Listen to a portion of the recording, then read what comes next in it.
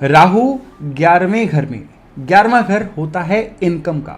Income अच्छी रहे, लगातार बढ़ती रहे, ये हर इंसान का सपना होता है। और इस घर में जब राहु जैसी ऊर्जा, जिसको हम नॉर्मली नेगेटिव एनर्जी मानते हैं, ये आ जाती है, तो किस तरह से ये हमारी इनकम को प्रभावित करती है। और यहाँ पे राहु हो तो उपाय कौन कौन से करने चाहिए जिससे हम इस राहु का पूरा फायदा ले सकें, आज के वीडियो में हम यही चर्चा करने वाले हैं। नमस्कार, मेरा नाम है योगेश शर्मा। स्वागत है आपका happy life with Yogesh Sharma.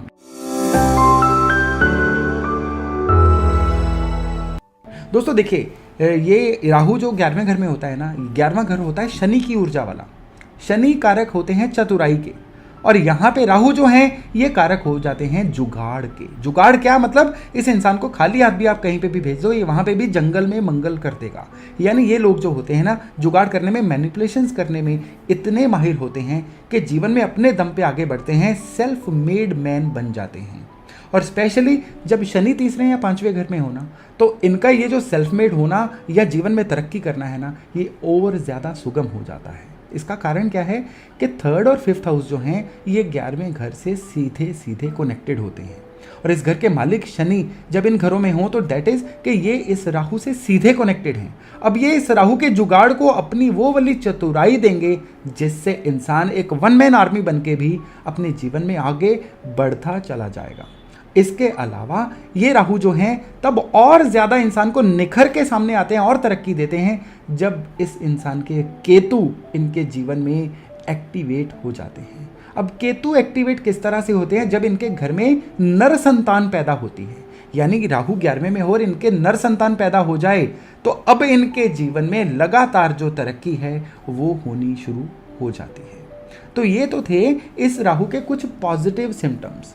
ये राहु यहाँ पे बहुत सारे नेगेटिव रिजल्ट भी दे देते हैं कुछ एक कंडीशंस में। किस तरह से, देखिए 11वें घर में राहु होना तो ये माना जाता है कि अब बर्थ चार्ट में जुपिटर जो है ना उसके रिजल्ट खराब हो जाएंगे। जुपिटर जिस भी घर में बैठे होंगे उस घर के नतीजे जो हैं इन लोगों को बहुत ही खराब मिलते हैं। इसके अलावा देखिए, जुपिटर जो है वो है क्या, जुपिटर है हमारा फैमिली वैल्यूज, घर के संस्कार। जुपिटर होते हैं पिता या दादा के भी कारक, यानी जो एल्डरली आशीर्वाद होता है ना, जुपिटर उसके कारक होते हैं। और उस वही मेलाइंड हो जाता है, वही मैला हो जाता है इनकी लाइफ में। यानी नॉर्मली 11वें में राहु खराब होना तो ये देखा जाता है कि या तो इनके पैदा होने के बाद इनके पिता के जीवन में संघर्ष आ जाता है। जैसा मैंने आपको बोला था कि राहु 11वें में हो और इनके पुत्र हो तो ये लाइफ में तरक्की करते हैं, लेकिन इसके उल्टे जब ये पैदा हो तो इनके पिता की लाइफ में स्ट्रगल्स आने शुरू हो जाते हैं।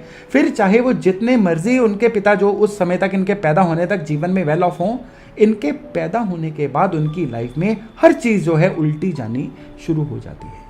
और इसके अलावा ये भी देखा गया है कि ये खुद भी अपनी लाइफ में 34 ईयर्स की एज तक आते हुए बिल्कुल ही खाली हो जाते हैं या अपने लाइफ के बॉटम को टच करते हैं, और उसके बाद इनकी रिकवरी जो है वो शुरू होती है। यानी मोटे मोटे राहु 11वें में होना, सबसे ज़्यादा जो वर्स हिट होती है ना वो जुपिटर पे, बृहस्पति पे होती है। और ये भी देखा गया है कि इनको फैमिली वैल्यूज़ जो हैं उनसे कोई लेना देना नहीं होता, या तो इनके परिवार से इनको अच्छे संस्कार मिलते ही नहीं हैं, अगर मिल भी जाएं तो उन संस्कारों को ये यूज़ नहीं करते हैं। ये अपने रूल खुद बनाने वाले, अपने रिचुअल्स खुद बनाने वाले, अपनी वैल्यूज़ को खुद बनाने वाले होते हैं। और नॉर्मली ये लोग जो हैं नेगेटिव वैल्यूज़ में जीना ज़्यादा पसंद करते हैं। 11वें घर में राहु होने के सबसे बड़ा नुकसान जो सामने आता है, इनके धन का लॉस होना शुरू हो जाता है। बेवजह खर्चे जो हैं वो बढ़ने शुरू हो जाते हैं, पैसे की बरकत खत्म हो जाती है।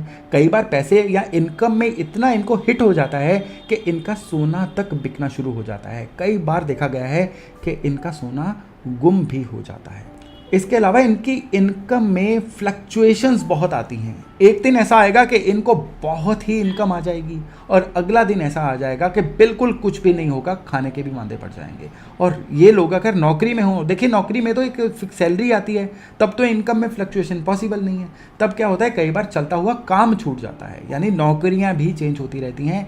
यहाँ पे 11वें घर में राहु अगर नेगेटिव हों तो ये रिजल्ट आते हैं। ये राहु नेगेटिव बहुत ज़्यादा तब हो जाते हैं जब तीसरे या 5वें घर में इस राहु के दुश्मन ग्रह बैठे हों, जिस तरह के सूरज बैठे हों, या शुक्र बैठे हों, तब ये जो राहु है ना एकदम से जो पॉइजनस रिजल्ट है ना वो देने शुरू कर देते हैं। अब राहु यहाँ पे खराब कर रहे हैं, इनकम को खराब कर रहे हैं, इंसान का जो संस्कार सिस्टम है उसको खराब कर रहे हैं, इस इंसान के पिता को दिक्कत आ रही है, इस तरह की कुछ भी ट्रबल्स आ रही हैं। तो उपाय क्या करना चाहिए? तो यहाँ पे राहु का जो सबसे बढ़िया उपाय है ना वो है सबसे पहले तो बृहस्पति को इंस्टॉल करें। जी हाँ, बृहस्पति को इंस्टॉल करने का सबसे सुगम तरीका है शरीर पे सोना जरूर पहन के रखें।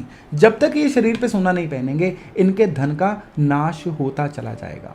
इनको सबसे जो बुरी चीज़ है ना, नीलम पहनना बिल्कुल मना होता है। अगर ये नीलम पहनेंगे तो ये अपनी लाइफ में बिल्कुल बॉटम को टच कर लेंगे। हर तरह की दिक्कत जो है इनको आनी शुरू हो जाएगी, नेम फेम खराब होगा, इनकम खराब होगी और इसके अलावा ये अपने करियर में भी आगे नहीं बढ़ पाएंगे। चलिए, नीलम नहीं पहनना, लेकिन इसके अलावा ना राहु के काम करने हैं ना शनि के काम करने हैं।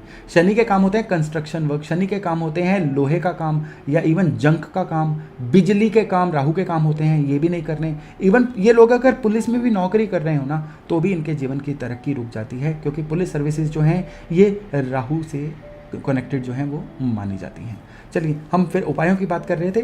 तो सबसे ज़रूरी है इनके लिए बृहस्पति को यानी सोने को खुद पे इंस्टॉल करना। सोने का छल्ला पहन ले, सोने की चेन पहन के रखें, ये इनके लिए बहुत ज़रूरी हो जाता है। अगर ना अफोर्ड कर सकें तो गले में पीला धागा ही पहन लें, माथे पे केसर का तिलक लगाएं, तो भी बृहस्पति किसी हद तक जो है इनके ऊपर इंस्टॉल्ड माना ही जाता है। इसके अलावा चांदी के गिलास में पानी पीना इनके लिए चमत्कार का काम करता है, क्योंकि राहु जितनी भी खराबियां दे रहा हो, चंद्रमा की सहायता से इस राहु की खराबियों को रोका जा सकता है। मैंने अपने राहु के पिछले जितने भी एपिसोड हैं उनमें आपको बार बार यही चीज़ बोली है कि चंद्रमा की अलग अलग तरीके से मदद लेके, कभी चांदी का हाथी लेके, कभी चांदी की डिबिया लेके, कभी चांदी की ईंट लेके, मैंने चंद्रमा के खूब सारे उपाय आपको पिछले वीडियोस में बताए हुए हैं। लेकिन राहु 11वें में चांदी के गिलास या चांदी के बर्तन में रोज़ पानी पीना जो है इस राहु के लिए एक बहुत ही बढ़िया सोल्यूशन बन जाता है। तो दोस्तों, राहु 11वें घर में ये थे कुछ सिम्टम्स और उसके उपाय।